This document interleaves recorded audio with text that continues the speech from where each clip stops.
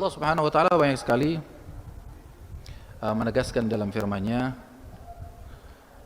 mengenai seorang apabila membersihkan hatinya, ya. Itu Allah menyifati dengan keberuntungan. Orang yang berusaha untuk hatinya selalu disucikan, dibersihkan dari kekeruhan, kotoran, baik dari sombong, riya, ujub, ya, atau kotoran hati yang lain, merasa bangga diri, riya, ujub, dan seterusnya. Itu Allah menyifati mereka orang-orang yang mensucikan jiwanya dengan keberuntungan. Qad aflaha man zakkaha. Sungguh beruntung orang yang telah mensucikan dirinya. Qad aflaha man zakkaha wa qad khaba man dassaha. Dan sebaliknya, Allah berikan gambaran rugi bagi orang yang membiarkan hatinya itu keruh. Padahal hati diciptakan oleh Allah Subhanahu wa taala safi, musaffa. Hati kita semua dulu keluar dari rahim ibu kita bersih. Semuanya bersih hatinya. Bukankah Nabi SAW bersabda, "Innamal maulud yuladu 'alal fitrah. Fa imma abawah yuhawwidan aw yunassiran aw yumajjisan." Sesungguhnya orang yang dilahirkan dari rahim ibunya, semua kita kan lahir dari rahim ibu kita.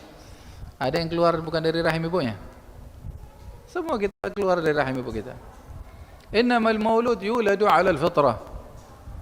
Sesungguhnya orang yang dilahir dari perut ibunya, rahim ibunya, keluar itu dalam keadaan bersih, suci. Dia enggak kenal apa-apa.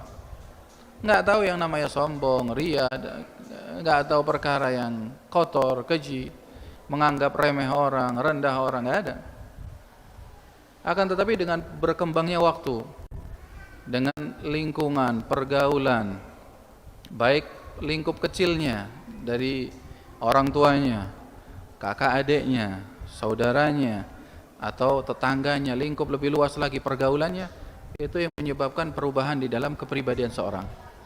Andai kata setiap kita mulai dari keluar dari rahim ibu kita sampai sekarang masih dalam keadaan kesucian itu, maka bisa jadi kita akan menjumpai para malaikat di jalan-jalan atau yang hadir bersama majelis ini.